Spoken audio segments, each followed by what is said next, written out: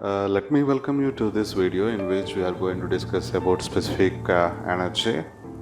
So we are aware of this Bernoulli's equation, isn't it right? What is the Benrolis equation? V1 square by 2g plus y1 plus z1 equals to v2 square by 2g plus y2 plus z2 plus hf. So if this is a pipe and water is flowing like this, if this is a pipe and at section 1 and this is the section 2, so this is the total energy per unit weight at section 1 and this is the total energy at section 2, and hf is nothing but the loss between section 1 and section 2.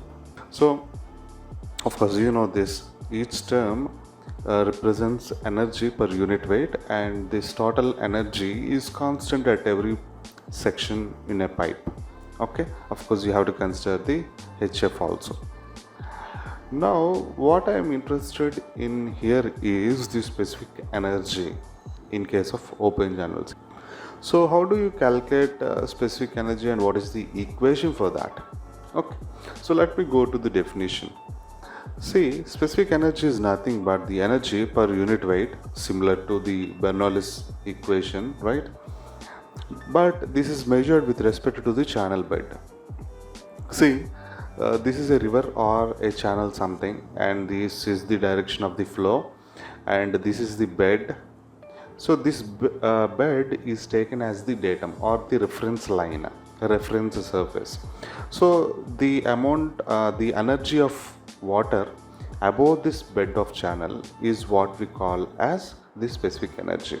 So in case of open channels, we take the bed as a reference and the energy that is calculated above the bed or with bed as the reference surface or datum, that energy is known as the specific energy. So the equation is finally given as E is equals to y plus v square by 2g, the pressure head plus the kinetic energy head per unit weight.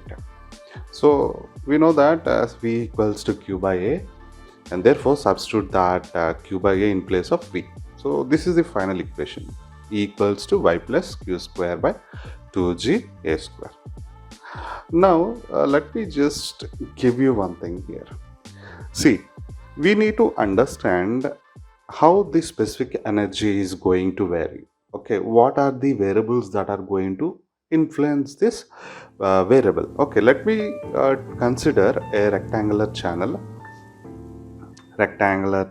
and there is a water here and the depth of the water is y and width is b. So what is the area? Area equals to y into b. Okay, and let us take q as constant. Okay, q is something that is not varying. So now what happens to E is equals to y plus q square by 2g y square b square. Now this capital Q by B is nothing but discharge per unit width. Okay, this is nothing but discharge per unit width. Okay, of course Q is the total discharge, capital Q, but when you divide with the small b, width of the channel section, you are trying to present that discharge per unit width of channel. Okay, so now what is this equation going to be? E equals to y plus small q square by 2g y square. So since discharge is constant, q is constant and g is a constant value, so now you can say that E depends on y. So right, y plus q square by 2g y square. So this E depends on y, depth of the flow. So now we know this thing, but you need to know how it is going to vary with depth. I mean, what's going to happen, how it is going to change the specific energy with respect to depth of the flow. So to understand that, I have plotted this curves based on the results. First thing is I have taken E versus of y. Okay, we have to define what is the final equation. E equals to y plus q square by 2g a square. and this equals to y plus small q square by 2g y square. So now take first two things, okay, e equals to y. If you plot the graph for e versus of y equals to y, this is the curve you are going to get. What is that? Straight line passing through the center, okay, passing from the origin. And now e versus of v square by 2g or q square by 2g a square or q square by 2g y square, anything is same, right? This is simplified form. These are the three simplified forms. So when you plot this e versus of this component, you are going to get this curve over here. So now finally I want the curve for e versus of y plus v square by 2g. So in order to get this, I just need to add these values. Okay, see, for example, this b, this is the final curve. Okay, this parabola is the final curve. So if I know this graph and this graph, I need to find out the final graph. What should I do now? So for example, in order to get this coordinate, I simply need to add this value and this value from the y. Okay, that's it. So it is simple, right?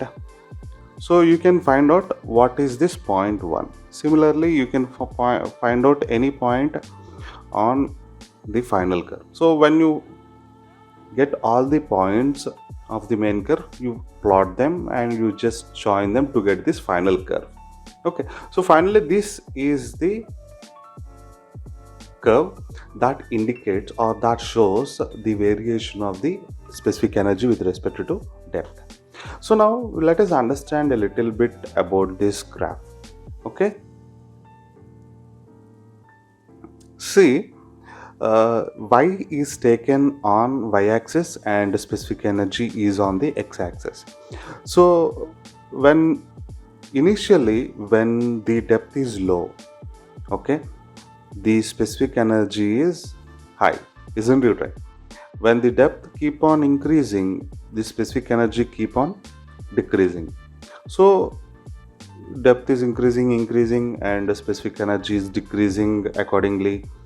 And at some point of depth yc, what happens is it is going to be reversed. I mean, further increase in depth beyond yc. Okay, if the depth keeps on increasing and reaches yc and further again increases, what happens is until then the specific energy of the fluid has been decreasing all the time, right? But after certain depth yc, further increase in depth leads to increase in specific energy again. It leads to increase. Now you need to understand here. Okay, simply by increasing the depth, specific energy is not going to decrease or increase. What happens is, first, as the depth increases, the specific energy is going to decrease. And at some point of depth, at certain depth, it changes. It's keep on increasing again. Now, we are interested in this point, the point and the depth where this has been reversed. The behavior of this curve has been changed. Okay, this is the point, right? This is the point. So what does this point indicate? This is the critical point. Okay, the depth that is corresponding to this point is what we call as yc. Yc is nothing but critical depth, and the specific energy corresponding to that depth is known as E minimum. E minimum ante minimum specific energy. So a curve is going to have a particular point where the depth is called as critical depth and the energy that the fluid has at that depth yc is called as minimum specific energy. So as you can see from this graph, only one such point exists here, isn't it? So only at a particular depth, of fluid, the specific energy is going to be minimum. Okay, there are no 2 or 3 options, right? Only one option, only one thing.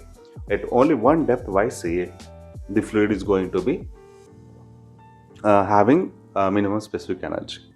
Now what happens is,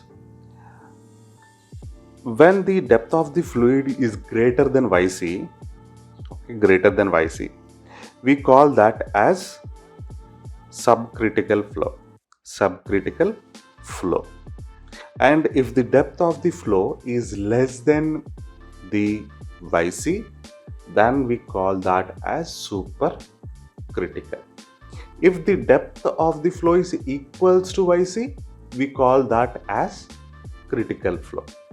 Okay, we will go a little bit in detail in the next slides. Okay, for now just remember this. So at a critical depth, the flow is called as critical flow, and this flow is going to have E minimum, ante minimum specific energy, and also the velocity V is going to be critical velocity, and the discharge is going to be critical discharge QC or small q.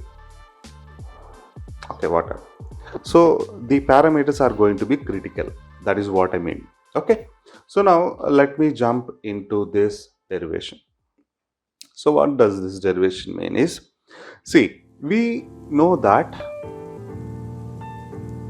this yc is a very important parameter, because this yc is the parameter that decides whether the flow is going to be subcritical or supercritical or critical. Okay, it decides it. This critical, the depth of the flow in the channel can be manipulated by us. Okay, we can manipulate the depth. We can make depth change according to our needs. Okay, so by knowing yc, we can actually understand whether the flow is supercritical or subcritical or critical in the channel. So why do we know what kind of flow it is in the channel? We need to know that because, for example, if you take a irrigation canal or channel which is carrying water for fields, when the flow is supercritical, its velocity is going to be very high. Okay, its velocity is going to be very high. So you do not get, if the velocity is increasing, what happens is, it is difficult to get the required amount of water to be drawn. Okay, for irrigation purpose, you cannot draw a sufficient amount of water. Okay, moreover, when the velocity is high, what happens to the lining of the channel? It is going to wear out. Just like road, if more vehicles are going very fastly on the bitumen road or something like that, what happens is the road is going to get damaged. Okay, there is certain speed that you need to follow, and similarly you can, this velocity in the channel should also be controlled. Okay, you do not want a high velocity, it damages the canal or the channel bed. Okay, so we do not want that, so you have to take care of that. Okay, so, and also the other thing is, the discharge, velocity is high for supercritical, and at the same time the depth of the flow is going to be smaller. Okay, so that is not good. Okay, it is difficult to draw the water when the head is less. So what we are going to do is, we need to find out the yc, this parameter which decides the flow type. So in order to calculate yc, I am going to use this simple principle which I have already mentioned. See, when the flow is yc, when the depth of the flow is yc, the specific energy of the liquid is E minimum. So when the flow is having E minimum, the depth is yc. That is the condition. So now I wanted to use this principle. Okay, so in order to get the condition, what I am going to do is, I am going to differentiate the energy, specific energy, and equate it to 0. Okay, so by solving this equation, I am going to know at what point, what depth, the E is going to be minimum, the condition at which E is going to be minimum. Of course, you know already E minimum is going to exist as YC. So on solving this equation, I am going to get YC itself again. But this time I am going to get an equation for YC so that I can find the YC. Okay, that is the principle here. So now let us take a rectangular channel and let us write it down. So as we know from the previous slide, E is equals to T minimum, then Y equals to Y critical. So therefore, find when E equals T minimum by following this equation, d by dy equals to 0. And E, as you know, y plus q square by 2ga square. And on integration, this is a constant, q square by 2g is a constant, so only a square. So what is the differentiation of a square? I mean, you can write this as a power minus 2, right? This is equals to minus 2 into a power minus 3. Of course, dA by dy. So that is what I wrote here.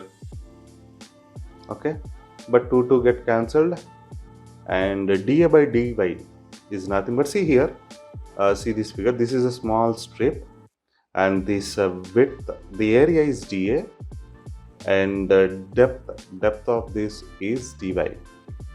So now dA and nt is the total area of this strip. What happens is dy into width. Here the width is taken as t, top width. The strip I have considered is at the free surface, right? So it will be top width t. So t is equals to dA by dy. So I am using that substitution here. I am putting it t here, and so this equation is going to be finally 1 minus of q square by g a cube into t equals to 0. So now what I am going to do is, I am little simplifying this equation. 1 minus q square by t by g a cube equals to 0, and I am going to send this part onto the left side. I mean, see here, this is how I got 1 is equals to q square t by g a cube, and I'm sending this t and a cube. So what happens is a cube by t equals to q square by g. So that is the equation I got here. So this is the general equation for finding critical depth of any channel.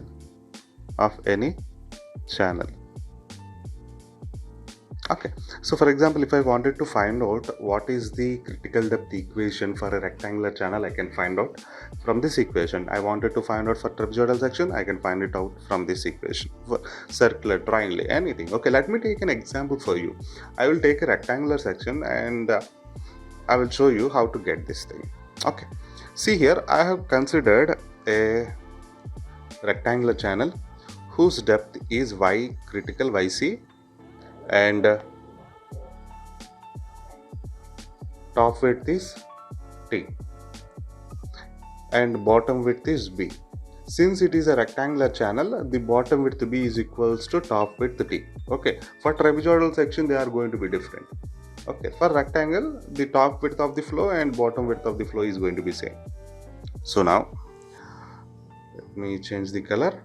Right, so since it is a rectangular channel, what is the area going to be?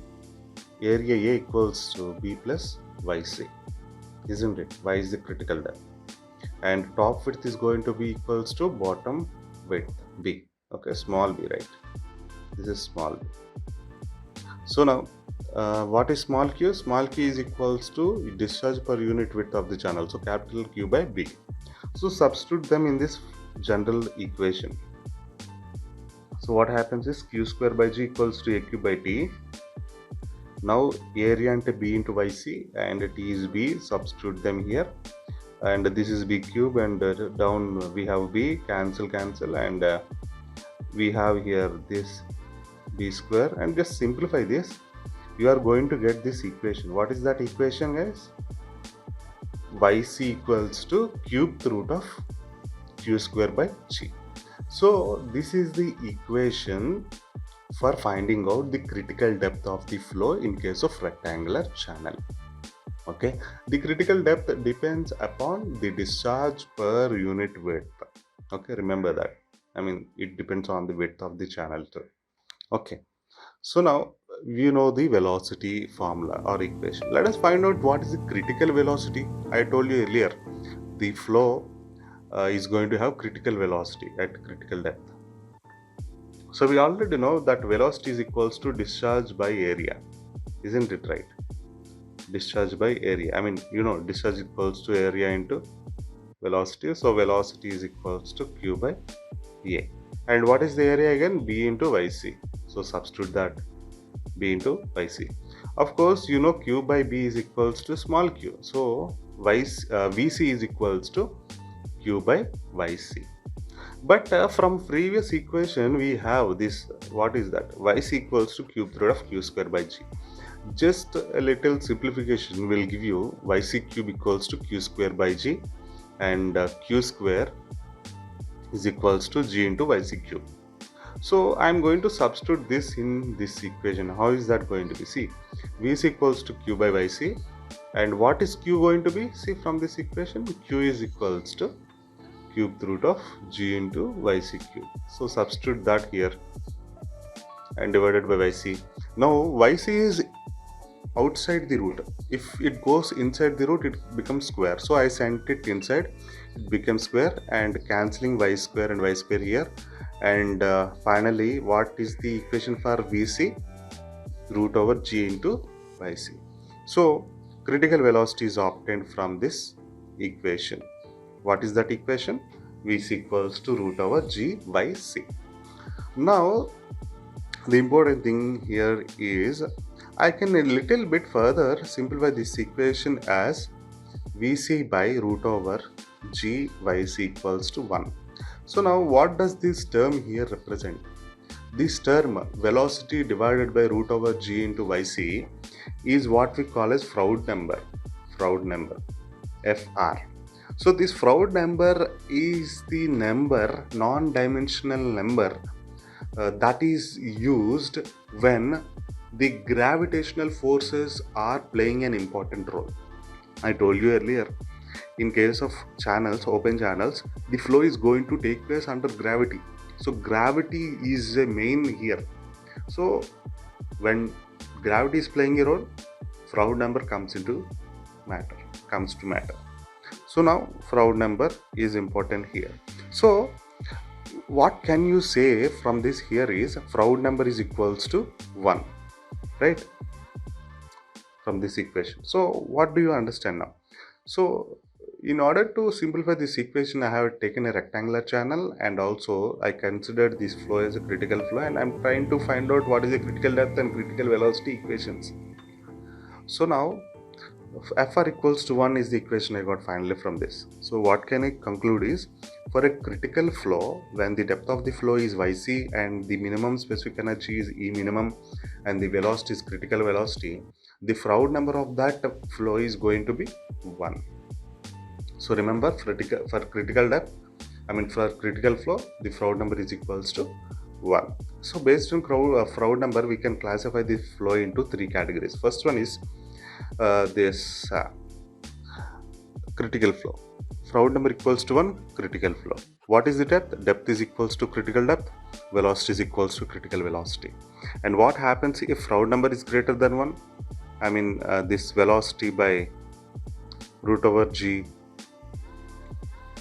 D or G by C. Okay, V by root over G by C. So what happens if the Froude number is greater than 1? It is called as supercritical flow. So when it is going to be greater than 1? When velocity is high and depth is low, isn't it? So that is why the depth of the flow Y is going to be less than YC, and the velocity is going to be greater than the critical velocity for a supercritical flow. and Fr is less than 1, it leads to subcritical flow. It is classified as subcritical flow. Depth is going to be high, discharge is velocity is going to be low for this. Okay, so remember, for supercritical, velocity is high, depth is low. For subcritical flow, velocity is less, depth is more. Perfect example for this supercritical flow is, and I try to give you an example that you see every day. Okay, so what is the example I can give is, see, for example, you take a tub. This is a tub, and there is a tap here. Tap. This is tap, and tap is filling this water. So now what happens is, tub is completely filled. Now what happens? The water is going to come out from this edge. This is the edge, right? So when the water is overflowing over this edge, at this edge you are going to find out the flow to be super critical. Okay, this is an example that you can see every day. Okay, and of course the water due to rain that is flowing on a road or any surface, okay, on any road, you can consider that also as a supercritical flow. It is going to have Froude number greater than 1. Okay, we can give you some examples. Okay, you try to find out certain examples. Okay, these are the two examples I could mention now. And now the final equation is the critical minimum specific energy. So we know that when the flow is critical, the specific energy that it has is E minimum. Okay, so the general equation is E equals to y plus v square by 2g. Okay, but when E is equals to E minimum, what happens? E minimum is equals to yc plus vc square by 2g. We already know this. What is the vc value? Vc equals to root over gyc. That equals to vc square equals to gyc. So now substitute that in this equation. So what happens? I mean this equation. So yc E minimum is equals to yc plus gyc by 2g. gg cancel, and yc plus yc by 2, 3yc by 2. So now E minimum equation is 3yc by 2. So if you know the critical depth of the flow, then you can say that this flow is having a minimum energy, and that is equals to 3 times of y by 2 for any channel. So now what is the critical discharge QC? So remember, it is observed that for a minimum, for a given specific energy, the discharge in the given channel is maximum and critical when the flow is in critical state. That is, as we have observed, what we have observed is that when E equals to E minimum and y equals to yc and v equals to vc, q is equals to qc, and it is going to be q max. So at a critical flow, and when the flow is critical, the discharge it is carrying is also going to be maximum. Okay, so in order to calculate this value, you simply need to use this equation. What is that equation? Yc equation. Okay, what is that? Yc is equals to cubed root of q square by g. Okay, you can use this equation. If you know the yc, you can find out what is the q. If you know q, you can find out what is the yc. Okay, if you solve some problems, you will come to know about this. Okay, we shall solve few problems in the next video. Let's go through the notes and slides provided. Thank you.